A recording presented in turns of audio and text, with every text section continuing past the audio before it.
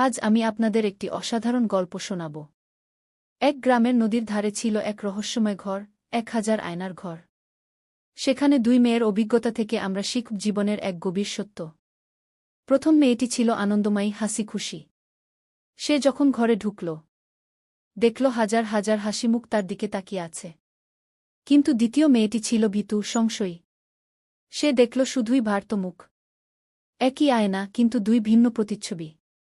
কারণ আমাদের মনের দর্পণে যা থাকে, বাইরের জগৎ তাই ফিরিয়ে দেয়। আপনি যদি আশাবাদী হন, জীবন আপনাকে সুন্দর সুযোগ দেখাবে।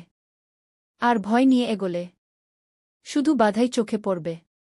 প্রথম মেয়েটি ছিল আনন্দময়ী, হাসি খুশি।